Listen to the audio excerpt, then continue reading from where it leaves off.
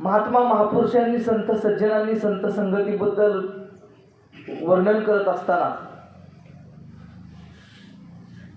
नेहमीच तुम्हासारख्या प्रेरणादायी, तुम्हासारख्या उत्साही, तुम्हासारख्या सकारात्मक, तुम्हासारख्या मनुष्य मात्राला खऱ्या अर्थानं उद्धाराच्या दिशेने घेऊन जाणाऱ्या सहवासाबद्दल अत्यंत सुंदर आणि उच्च भाषेमध्ये त्याचं वर्णन करून ठेवलं.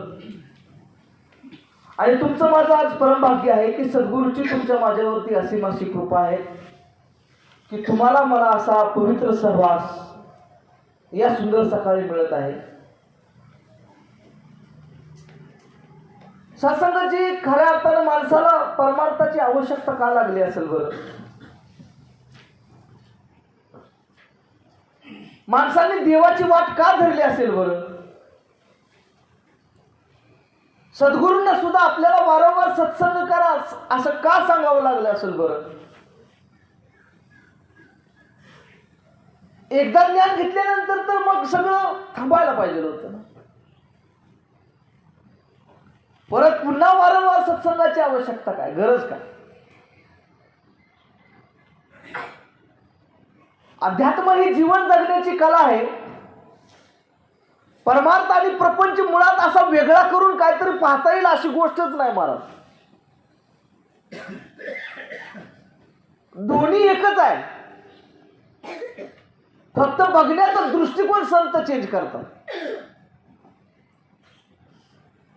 जगणं सुंदर कधी होतंय तर एखाद्या गोष्टीकडे बघण्याचा आपला पर्स्पेक्टिव्ह, आपला उद्देश, आपली दृष्टी ज्यावेळेस चेंज होती त्यावेळेस जगणं सुंदर होऊन जातं. बाबाजी म्हणाले की सद्गुरू कोणाची परिस्थिती बदलत नाही, मनस्थिती बदलतो. आणि ज्यांची ज्यांची मनस्थिती बदलते त्यांना बाह्य परिस्थिती बदलायला वेळ लागत नाही. सध्याचा ट्रेंड पाहिला तर प्रत्येक जण बाह्य अंगानं कसं सुंदर करता येईल याकडे फार लक्ष देतो.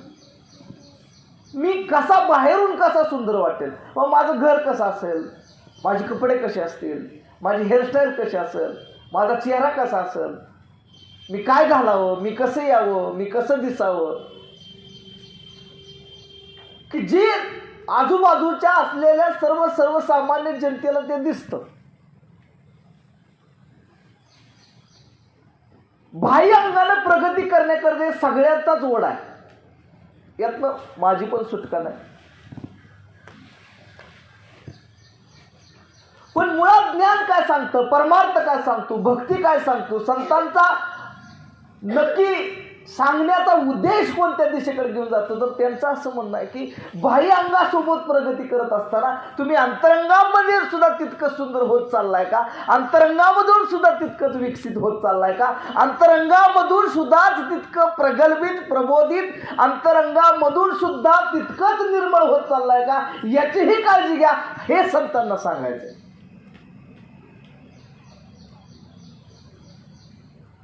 आणि हे एका दिवसात होत नाही, हे लगेच ज्ञान घेतलं की होत नाही. एखादी गोष्ट बाह्य अंगाने उभी करत असताना तिला सुद्धा वारंवार जसा प्रयत्न करावा लागतोय, तसं आपल्याला सुद्धा आंतरिक शुद्धतेकडे जात असताना, आपल्याला सुद्धा अंतरंगामधून उभं राहत असताना, आपल्याला सुद्धा अंतरंगामधून सौंदर्याला प्राप्त होत असताना वारंवार सत्संग आणि संत सहवासाची आवश्यकता आहे. आणि म्हणून या सत्संगाची गरज आहे माणसाला. विचित्र स्वभाव आहे माणसांचा. मुळात 84 लक्ष योनीतून फिरत असताना, इथपर्यंत पोहोचत असताना ज्या ज्या गोष्टींचा संस्कार झालेला आहे तो संस्कार एवढ्या लवकर तुटणार तरी कसा? संत लिहितात की एक योनी कोट फेरा तेव्हा लागे बाळा मानवाचा. 83,09,999 लक्ष योनी फिरून आल्यानंतर मनुष्याला मानवी जन्म प्राप्त होतो आणि त्यातही एक योनी कोट फेरा तेव्हा लागे बाळा मानवाचा. मुळात या जन्मापर्यंत पोहोचत असण्याचीच कहाणी फार मोठी आहे. आणि इथपर्यंत पोचणं हेच मोठं भाग्य आहे. इथपर्यंत पोचणं धडधाकड शरीर प्राप्त झालं तीही त्याहून मोठी भाग्यशाली गोष्ट आहे. आणि धडधाकड शरीर, मेंदू, मन, भावना चांगल्या सबळ आणि सक्षम प्राप्त झाल्यानंतर जीवनात संतांचं येणं ते त्याहून भाग्यशाली आहे. आणि जीवनात संत आल्यानंतर ते संत तुम्हाला खऱ्या तत्वनिष्ठ सद्गुरूकडून घेऊन आलेत, हे त्याहून भाग्यशाली आहे. आणि तत्वनिष्ठ ब्रह्मनिष्ठ जीवनात सद्गुरू आल्यानंतर त्या परब्रह्माची प्राप्ती आम्हाला झाली, ही त्याहून भाग्यशाली गोष्ट आहे. आणि परब्रह्म तत्वाची प्राप्ती झाली आणि ते परब्रह्म तत्व माझ्या वृत्तीला कळालंय, ही त्याहून भाग्यशाली गोष्ट आहे. आणि ते परब्रह्म तत्व सद्गुरूंनी दाखवलेली खूण परमात्म्यानं, शास्त्रानं, संतांना, वलीपीर पैगंबरानं, सर्व साक्षी सर्व प्रगट असलेला परमात्मा माझ्या वृत्तीला कळालाय, यापेक्षा कळाल्याला मी जपून ठेवलाय, ही त्याहून भाग्यशाली गोष्ट आहे. आणि तो जपून ठेवणं यासाठी बाबाजी म्हणले की वारंवार संगत करा. सकाळी संगत, दुपारी संगत, वाढदिवसाला संगत, लग्नाला संगत, वर्षश्राद्धाला संगत, पुण्यतिथीला संगत, कोण पास झालं संगत, कोण नापास झालं संगत, कोण उठलं संगत, कोण गेलं संगत, कोण आलं संगत. अरे गरज काय? यासाठीच गरज आहे की आपला तो देव एक करून घ्यावा, देण्याविना जीवा सुख नाही. आणि भक्तीत देव आपला झाल्याशिवाय भक्तीत मजाच नाही. परमार्थात येऊन मिळवलं काय? भगवंताशिवाय परमार्थात काय मिळत पण नाही. आणि तो भगवंत निर्लेप निश्चल अव्यक्त निराकार नाही जे आकार जेतून चराचर हरीसे भजे. अरे तो अतिशय सूक्ष्म आहे, तो जितका मोठा आणि भला आहे, तो जितका व्याप्त आणि सर्व शक्तिमान आहे, तितकाच तो अतिसूक्ष्म आहे. आणि त्याला धरून ठेवण्यासाठी जी अर्हता प्राप्त करायची असते, ती अर्हता प्राप्त करण्याचं ठिकाण म्हणजे सत्संग आहे. संसारात लिप्त झालेल्या जड जीवांना, अतिशय विकार वासनेने इच्छांनी ग्रासलेल्या मनांना परमात्मा तत्व टिकून ठेवणं किती अवघड गोष्ट आहे. सोपं आहे काय? हे असं शक्य होत नव्हतं. म्हणून मिशनचा आपल्याला लाख उपकार आहेत की आपल्याला अशा सहवासाची उपलब्धी करून दिली, जिथं आपल्याला पक्का सहवास प्राप्त होईल, जिथं आपल्याला असे संत प्राप्त होतील की ज्या त्या उपलब्धीला प्राप्त झाले आणि त्यांचा स्वभाव सहवासानं थोडा थोडा आपल्याला मिळेल. म्हणून सत्संग ते म्हणतात की सहवासाने संस्कार होतात, सहवासानं संस्कार होतात, संस्कारानं सवयी लागतात, सवयीनं चारित्र्य उभं राहतं आणि चारित्र्यातनं जीवन घडतं. तसं आपल्याला, आपल्या सगळ्यांना, आपल्या मुलाबाळांना, आपल्या येणाऱ्या पिढीला चांगला सहवास देणं किती गरजेचं आहे. तर सहवासानुसार संस्कार होतात, संस्कारानुसार चरित्र उभं राहतं आणि चरित्रानुसार तुमचं जीवन घडतं. आणि जर चांगलं जीवन घडायचं असेल तर त्याची प्राथमिक आवश्यकता ही चांगला सहवास आहे, शुद्ध सहवास आहे. जो मनुष्य मात्राला खऱ्या अर्थानं समतेची नजर देईल, जात धर्म भेदाच्या पलीकडे घेऊन जाईल, जो सहवास माणसाला माणूस म्हणून स्वीकारण्याचा दृष्टिकोन देईल, आज खऱ्या अर्थानं त्या सहवासाची समाजाला गरज आहे. तुम्ही आम्ही समाजात जगणारी माणसं, समाजाला जगून तर आपलं वेगळं असं काय स्वतःचं अस्तित्व नाही. तुम्ही आम्ही सगळीकडे घडणाऱ्या घटनांवरला पाहत असो, तुम्ही आम्ही टी व्हीवरती, पेपरमध्ये, आजूबाजूंच्या चर्चांमधून वेगवेगळ्या गोष्टी पाहत असो, अनुभवत असो, जाणत असो, त्याहून वेगळं काय आपलं जीवन नाही. आग तिथपर्यंत लागली म्हणून आता शांत बसून चालणार नाही, ती आग आपल्या घरापर्यंत पोहोचावी नाही. म्हणून त्यासाठी आज कार्यशील होणं ही संतांची जबाबदारी आहे. वेगवेगळ्या प्रकारचं विष जनसामान्यांच्या मनामध्ये दररोज पेरलं जाते, कारण त्यांचा अज्ञानाचा एक फायदा उचलण्याचा कार्यक्रम सगळीकडे चालू आहे. स्वार्थाच्या पोळ्या भाजण्यासाठी सर्वसामान्य जीवाशी किती दिवस खेळणार? स्वार्थाच्या पोळ्या भाजण्यासाठी तुमच्या आमच्या अज्ञानाचा फायदा किती दिवस उठवला जाणार? स्वार्थाच्या पोळ्या भाजण्यासाठी तुमच्या आमच्यासारखे सर्वसामान्य जीव किती दिवस भरडले जाणार? आणि म्हणून आज गरज आहे की जाग होण्याची, स्वतःच्या अस्तित्वाला जाणण्याची. माणूस म्हणून मी कोण आहे, माझी उपलब्धी काय आहे, आजूबाजूला असणारी सर्व माणसं ही माणसंच आहेत, ती माझ्यासारखीच आहेत हे जाणून आपल्याला या समाजात विचरण करण्यासाठी कोणत्या दृष्टिकोनाची गरज असेल, कोणत्या विचाराची गरज असेल, कोणत्या एका नजरेची गरज असेल तर ती नजर आज संत देण्याचं काम करतात. आणि म्हणून इथं आल्यानंतर प्राप्त विचारांचा आधार घेऊन समाजात जगत असताना माझा व्यवहार विचारांना व्यवहारामध्ये तब्दील करता आलं तर मला असं वाटतं की या सत्संगामध्ये येऊन बसण्याच्या वेळेचं मोल होईल.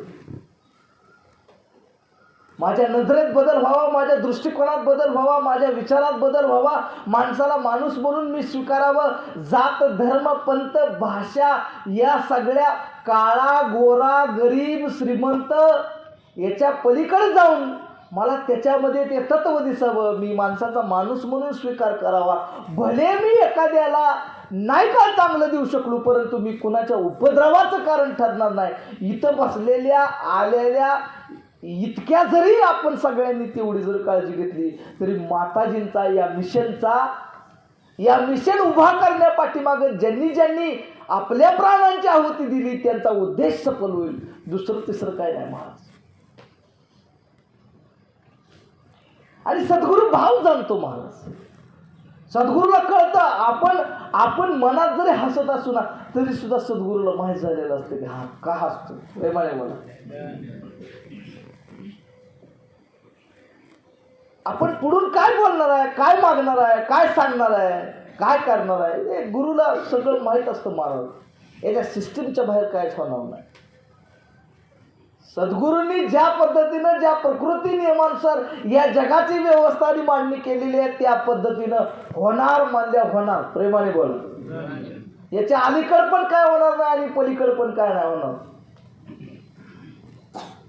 आणि म्हणून भक्तीत समर्पणाला जास्त महत्व आहे, भक्तीत विश्वासाला जास्त महत्व आहे, भक्तीत संत वचनानुसार आचरणाला जास्त महत्व आहे, भक्तीत सद्गुरूच्या उद्देशाला जास्त महत्व आहे, भक्तीत केंद्रबिंदू ही मानवता असते आणि त्या मानवतेला धरून माझं जीवन सुंदर व्हावं याला जास्त महत्व आहे. आणि म्हणून सत्संगजी भगवी वस्त्र ओव्या श्लोक ग्रंथ पुराण याच्या पलीकडे जाऊन आज माझं सुद्धा जीवन या आचाराला उपलब्ध झालंय का हा विचार करणं ही काळाची गरज निर्माण झालेली आहे. आणि म्हणून मला तर इतका आनंद होतो, इतकं भारी वाटतं, इतकं छान वाटतं की आपल्या जीवनात असा तत्वनिष्ठ दिशादर्शक तत्वव्यक्ता महापुरुष आलाय ज्यानं आपल्या जगण्याला इतकी दिशा प्राप्त झाली. ज्यांच्या जीवनात सद्गुरू नसेल, ज्यांच्या जीवनात सद्गुरू नाही, अहो त्यांना आता जायचं कुठं, करायचं काय हा सुद्धा प्रश्न आहे महाराज. आणि अज्ञानच दुःखाचं मूळ आहे. आज आपल्याला आजूबाजूला असलेल्या जगाचे अर्थ लागायला लागलेत, ही ज्ञानाचं महत्व आहे. बरं वाईट चांगलं हे आपल्याला कळायला लागले. आपलं जीवन सहज झालंय, साधं झालंय, हलकं झालंय. मान सन्मान मोठेपणा यामध्ये आता राहिलेलं नाही काय. कुणी आपली स्तुती केली म्हणून आता आपली छाती फुगत नाही. कुणी आपल्याला शिव्या दिल्या म्हणूनही आता आपल्या मनाला दुःख होत नाही. कारण कुणी स्तुती केली म्हणून आपण तेवढं चांगलं होत नाही हे आपल्याला चांगलं माहित आहे. आणि कुणी आपल्याला वाईट म्हणलं म्हणून तितकं वाईट आपण होतोय असंही नाही. कारण ज्ञानाचा आधार घेऊन आपल्याला तेवढी तरी क्लॅरिटी आली की ह्याला आणि तुम्हाला तरी एवढं क्लिअर आहे की मी कसा. संतांच्या सहवासात जाऊन जगण्या जीवनाचे हिशोब मांडायला आपण शिकलोय. आता संत निरंकारी मिशन मध्ये मी आलो. माझं जीवन आधी कसं होतं, आता कसं आहे. मी काय नको ते सोडलं, जे संतांना आवडत नाही. जे काय आवश्यक आहे ते मी पकडलं, जे गुरुला अभिप्रेत आहे. आणि मग या दोन्हीची गोळा बेरीज मांडून माझं जीवन कुठल्या दिशेनं चाललंय हे ज्याला वारंवार पाहता आलं त्यालाच बाबाजी म्हणले की संत तो तब तक संत है की जब तक उसे याद रहे की मैं संत हूं. आपल्याला ध्यानातच ठेवावं लागल, आपल्याला समजूनच घ्यावं लागल. आपल्याला आपल्या जगण्याकडे एक वॉचमॅन म्हणून बघावं लागल की मी काय सोडलंय. मी काय धरलंय, मी काय पकडलंय, मला काय मिळलंय, हे पाहावं लागेल. आणि पाहण्यासाठी म्हणून आवश्यकता कशाची आहे, तर संत संगतीची. कारण तिथं गेल्यानंतर सत्संग रूपी आरशाद्वारे, महात्मा महापुरुषांच्या विचारांद्वारे, महात्मा महापुरुषांच्या गीतामधून बोध होईल आपल्याला. नाही माझं चुकतंय, माझं बरोबर आहे, मी हे केलं पाहिजे, मी हे सोडलं पाहिजे, मी हे पकडलं पाहिजे, हे अनिष्ट आहे, हे चांगलं आहे, हे आपल्याला संत संगतीत गेल्यानंतर कळतं. आणि वारंवार ज्या संत महापुरुषांनी, महात्मा महापुरुषांनी, तुमच्या माझ्यासारख्या जड जीवांनी तुमच्या माझ्या जगण्याचा मागोवा घेतला. माणसं दुसऱ्यांच्या जगण्याचा ट्रॅक चेक करतात, प्रेमाने बोला, पण स्वतःच्या जगण्याकडे कधी वाकून बघत नाही. आपल्याला आपल्या जगण्याकडे बघता आलं पाहिजे. माणसं दुसरीकडे जाऊन भेटतात, आपण कधी स्वतःच्या आत जाऊन स्वतःला भेटलोय?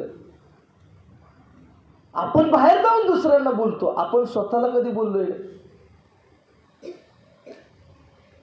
माणसं दुसऱ्यांवर हसतात, आपण कधी स्वतःवर हसलोय का?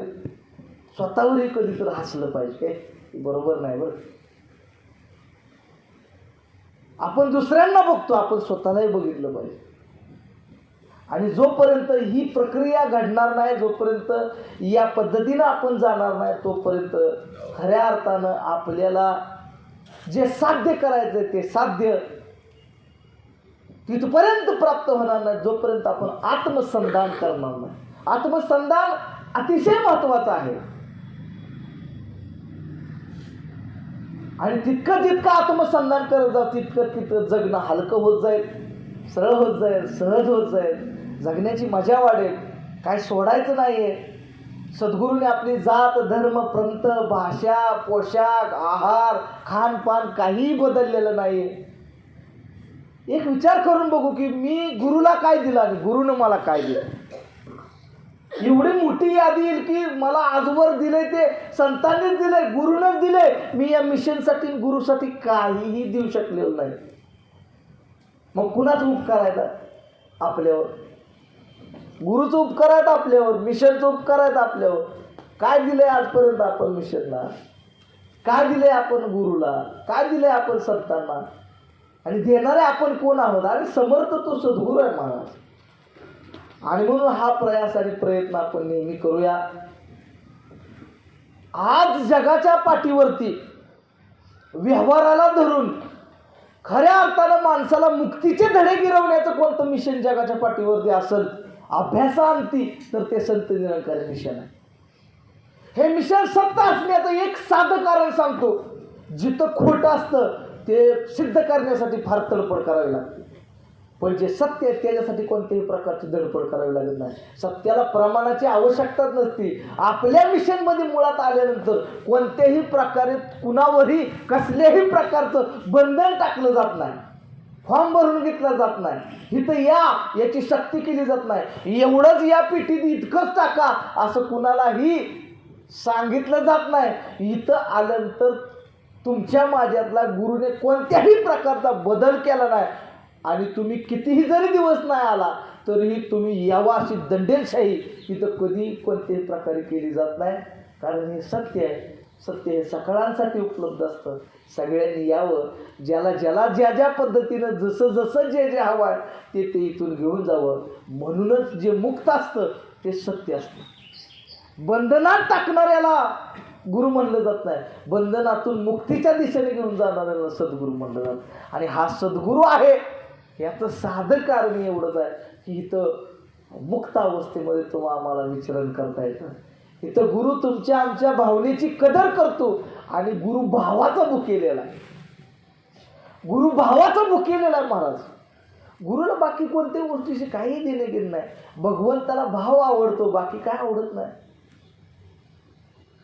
सासनोजी दास एक उदाहरण सांगेल, प्रेमाने बोला, जास्त सिरियस नाही ना वाटत, प्रेमाने बोला. एक मेंढपाळ असा दररोज त्याच्या मेंढ्या चारत एका ठिकाणी दुपारची वेळ झाली की घेऊन जायचा. तिथे एक झाड होतं, झाडाखाली सगळ्या मेंढ्यांना बसवायचा समोरच एक मोठ चालू असायची, तिथं जाऊन आपल्या पिशवीतलं फडक्यात बांधून आणलेल्या भाकरी काढायचा, ते ताट काढायचा, ताट धुवायचा आणि शेजारीच एक मंदिर होतं, त्या मंदिरात जायचा. मेंढ्यांचं शेळ्यांचं जे काय दूध आहे ते त्या ताटात घेऊन यायचा, त्या मंदिरात बसायचा, भाकरी चुरायचा आणि मस्तपैकी त्या दुधात भाकरी चुरून खाण्याआधी समोर देवाची मूर्ती दिसायची आणि त्या मूर्तीकडे बघून त्या मूर्तीला म्हणायचा, ए इट्या अरे ये की, खा दोन घात, ए इट्या अरे ये. आणि आपलं देवाला आवाज देऊन मस्तपैकी जेवायला सुरुवात करायची. असा दररोजचा दिनक्रम चालला होता. 1 दिवस झाले, 2 दिवस झाले, 3 दिवस झाले, 4 दिवस झाले. हा दृष्टांत आहे मुळात, लक्षात घ्या. दृष्टांताकडून सिद्धांताकडे जायचं असतं, नाहीतर माणसं दृष्टांतातच अडकून राहिली तर सिद्धांतापर्यंत पोहोचता येणार नाही. सिद्धांत लक्षात घेणं गरजेचं आहे. माणसांना गोष्टी सहज सोप्या साध्या भाषेत कळाव्या, त्यांच्या भाषेत कळाव्या म्हणून निर्माण करण्यात आलेली ही एक व्यवस्था आहे. आणि मग एक दिवशी काय झालं, तसंच झालं. मेंढ्या बसवल्या, मोठे जवळ गेला, ताट धुतलं, दूध काढून आणलं, मंदिरात गेला, बसला, भाकरी चुरली, काला केला आणि त्या जेवायला सुरुवात करण्याआधी म्हणलं, ए इट्या ए इट्या अरे ये की, म्हणलं खा दुर्गा. देवाला सुद्धा आवरलं नाही. देवाला सुद्धा भोळ्या भक्ताचा इतका शुद्ध भाव ऐकून देव सुद्धा प्रेमात पडला आणि देव साक्षात रूपानं प्रगट होऊन त्याच्या तिथं आला आणि त्याने ती खायला सुरुवात केली. खायला सुरुवात केल्यानंतर दररोज असंच व्हायला लागलं. एक दिवस हा सगळा घडलेला प्रकार कोपऱ्यातनं एकदा पुजाऱ्यानं पाहिला आणि पुजाऱ्यानं पाहिल्यानंतर पुजारी थोडा हल्ला. अरे म्हणला, काय रे, काय त्या मेंढपाळाची अवस्था, काय त्याचं ती ताट, काय त्याची कपडे, काय त्याचा अवतार, आणि देव येतो आणि ह्याचं खातो. हे सगळं पाहिल्यानंतर तडक त्याच रात्री पुजाऱ्यानं त्या मेंढपाळाचं घर गाठलं आणि घर गाठल्यानंतर त्याला बाहेर बोलावलं आणि त्याला म्हणलं, अरे काय चाललंय? म्हणजे कुठं काय चाललं? अरे म्हणले, तू म्हणतो ए त्या य, मग देव येतो तुझ्या ताटात तसाच खातो. अरे म्हणले, तुला काय कळतं का? येडाबिडा आहे का काय? म्हणले, तुला काय कळतं का? अरे म्हणले, देव आहे, तू देव आहे. त्याला जरा जेवायला बोलवतोय, त्याला बोलवत असताना थोडं ताट तरी चांगलं घे. आणि दररोजच काय म्हणला, ती शिळी भाकरी, तसलं दूध. अरे म्हणला, काहीतरी चांगलं चुंगलं काहीतरी घेऊन जा. हा, तुझी कपडे व्यवस्थित नीटनेटकी कर. हा, जरा पेहराव नीट कर, केस नीट कर, अवतार नीट कर. हा, आणि मग देवाला बोलव. आणि कसं बोलावतो रे? म्हणले, ए इट्या, ए काळ्या इट्या, म्हणली ये, असं बोलवतात करे देवाला. हा, अरे म्हणली, एखादा श्लोक पाठ कर, एखादी ओळी पाठ कर, एखादं चांगलं गीत पाठ कर, मग व्यवस्थित चालीत नीटनीटकं म्हण, मग त्याला बोलव. कसा बोलावतो म्हणते. त्या मेंढपाळाच्या डोक्यात प्रकाश पडला. लग्नाने म्हणजे बरोबर, हा म्हणतोय ती बरोबर. दुसरा दिवस उजाडला. ह्यानं सगळी तयारी केली, कपडे बिपडे व्यवस्थित नीटनीटकी केली, बायकोला वेगवेगळं काहीतरी ह्या दिवशी चांगलं दी असं सांगितलं. त्याच्याकडनं ओवी पाठ करायला शिकला, श्लोक पाठ करायला शिकला, गीत म्हणायला शिकला. आणि मग गेला तिथं, परत गेला. दुपारची जेवणाची वेळ झाली, तिथं गेला, ताट समोर घेतलं आणि मग आता जेवायला बोलवायचं भगवंताला म्हणल्यानंतर आवाज द्यायला लागला, श्लोक म्हणायला लागला, पण देव काय येईना. प्रेमाने बोल, देव काय येईना, देव काय येईना. त्यावेळेस बघितलं की त्या मूर्तीच्या डोळ्यातनं 2 धारा लागल्या. त्या मूर्तीच्या डोळ्यातनं पाणी यायला लागलं होतं. त्यावेळेस देव काय येईना हे पाहिल्यानंतर त्याला प्रश्न पडला पुजाऱ्याला, असं का झालं म्हणलं. त्यावेळेस पुजारी जवळ आला, म्हणलं, देवा दररोज येतोय, खातोय, ही बघतोय मी, आणि म्हणले, अरे आज तुझ्या डोळ्यातनं पाणी यायचं कारण काय? तर त्यावेळेस देव म्हणला, अरे कितीतरी महत् प्रयासानं कितीतरी वर्षातनं एक घावला होता, जो भावाला हाक मारत होता. अरे म्हणजे तो सुद्धा हिरावून घेतला. याचं वाईट वाटतंय. म्हणले आता त्याचा आवाज पोचत नाही माझ्यापर्यंत, त्याचा भाव पोचत नाही, कारण त्याचं ध्यान हल्लंय. आता त्याचं ध्यान आता गीताच्या चालीत गेले. प्रेमाने बोला. त्याचं ज्ञान आता श्लोकात गेले, त्याचं ज्ञान आता ओवीत गेले, त्याचं ज्ञान ताट कसं धुवायचं याच्यात गेले, त्याचं ज्ञान आता कपडे कशी घालायची याच्यात गेले, त्याचं ज्ञान आता केस कशी विचारायची याच्यात गेलंय, त्याचं ज्ञान आता देवाला कोणता पदार्थ घेऊन जायचा याच्यात गेलंय. अरे त्याचं ध्यान आता माझ्यातनं हल्लंय आणि श्लोकात गेले. म्हणून म्हणले मला एवढं वाईट वाटतंय. अरे महत् प्रयासाने एक गावला होता, जो गोळ्या भावनेला आवाज देत होता, आवाजाचं कौतुक वाटत होतं, ध्यान माझ्यावर होतं, भाव माझ्या हृदयाला भिडत होता, माझ्यापर्यंत पोहोचत होता. अरे म्हणून मी तिथं जात होतो. आता म्हणले तेच राहिलं नाही, बाकी सगळं दिलं. म्हणले भावच काढून घेतला, त्यामुळं रडायला आलंय. म्हणले आता यावं तरी कसं. आणि म्हणले अरे आता भक्त नाही, आता पुजारी आवाज देत होता. मी भक्ताचा आवाज ऐकतो, पुजाऱ्याचा नाही. प्रेमाने बोला. म्हणून सत्संगजी आज तुमच्या माझ्या जगण्याकडं, तुमच्या माझ्या जीवनाकडं पाहिल्यानंतर सुद्धा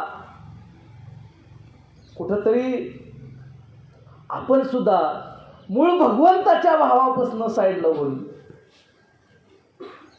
कुठंतरी भक्तापासून पुजाऱ्यापर्यंतच्या दिशेने तर वाटचाल करायला लागलेलं नाही ना. हा विचार करण्यासाठी सत्संगजी आज वेळ तुमच्या माझ्यावरती आलेली आहे का? हा सत्संगजी विचार करणं अतिशय महत्त्वाचं आहे. भक्तीत भावनेला महत्त्व आहे, भक्तीत भावाला महत्त्व आहे, भक्तीत मूळ भगवंताला महत्त्व आहे. आणि म्हणून जोपर्यंत आपल्या भक्तीत भगवंत आहे तोपर्यंत सत्संगजी जगण्या जीवनाला खऱ्या अर्थानं अर्थ आहे. म्हणून दया करा, कृपा करा. एक भगवंताला सहज, साधा आणि अतिशय शुद्ध भावनेनं दिलेला आवाजच भगवंतापर्यंत पोचतो आणि भक्तीतली तीच आट असते. म्हणून जगण्या जीवनामध्ये जगत असताना तुमच्या माझ्या जगण्या जीवनात येणाऱ्या चढ उतारांना न घाबरता, न डगमगून जाता त्याच्याशी दोन हात करण्याचं धैर्य भगवंताकडे आपण सगळेजण मागूया. हे जीवन अखंड चालू राहत असताना तुझा विसर कधीही न पडावा. तुझ्या ज्ञानाला साक्षी मानून माझ्या प्रत्येक श्वास, प्रत्येक क्षण पार पडावा. होत असलेल्या प्रत्येक घटनाला तुझी इच्छा, प्रभू इच्छा मानून मी त्याला स्वीकारावं, योग्य दृष्टिकोनातून त्याच्याकडे पाहावं आणि खऱ्या अर्थानं हे जीवन अतिशय सुंदर आणि समृद्ध करत तुमच्या संत सहवासाने आपलं जीवन बहरून जावं. उत्साहाची कोणत्याही प्रकारची कमी नसावी, जगण्यामध्ये उमेद असावी, आशा असावी, जगण्या जीवनामध्ये हास्य असावं, जगायला बळ असावं. अशा प्रकारची आपल्या सगळ्यांसाठी दास या निर्गुण निराकार परमात्म्याच्या चरणी, माताजींच्या चरणी प्रार्थना करीन. नेहमी तुमच्या विचारांची तत्वाशी जुळून ठेवा. तुमचं ज्ञानाबद्दल असलेलं ध्यान, हा संत सहवास, तुमची अखंड कृपा आमच्या सगळ्यांवरती बनून राहू द्या. तुम्ही आमच्या जीवनात येऊन राहा. आमचं जीवन सुंदर झाल्याशिवाय राहणार नाही. मुख्यत्वे तुम्ही आमचा आधार आहात आणि म्हणून तुम्ही आमच्या जगण्या जीवनाला नेहमी सजवत राहावं. आम्हाला तुमची आठवण करून द्यावी. आमच्यामध्ये तर खऱ्या अर्थानं ती योग्यता नाही. संत सद्गुरू महात्मा होण्याची चेष्टा आपण नाही केलेलीच बरी. आपण सर्वसामान्य माणसं आहोत. माणसांना जगण्यासाठी विचाराची, ज्ञानाची आवश्यकता असते. आदर्शवादी जगण्याचा अट्टहास न धरता राग, द्वेष, ईर्ष्या, निंदा, लोभ, मद, मत्सर हे सगळ्या आपल्यामध्ये आहे. हे आपण सगळ्यांनी प्रथमतः मान्य करावं. आपण माणसं आहोत. आपण काय संत, साधू, सद्गुरू, महात्मा, महाराज या उपलब्धीला प्राप्त झालेले नाही आहोत. तर आपण सर्वसामान्य माणसं आहोत. आपल्या जीवनातही काहीतरी चुका, काहीतरी कमी आहेत. हे पहिल्यांदा आपण सगळ्यांनी मान्य करावं. मान्य केलेलं दुरुस्त करण्यासाठी प्रयत्नशील व्हावं. त्यासाठी सद्गुरूनं संगत दिलेली आहे. अशी संगत वेळोवेळी लाभावी. जीवन उभारावं, सुखमय सुंदर व्हावं आणि माणूस म्हणून आपल्या जगण्यामध्ये, जीवनामध्ये एक माणुसकीवाला माणूस अशी सगळ्यांना प्रचिती यावी. एवढंच दान द्या. सत्संगत प्रेमाने बोला.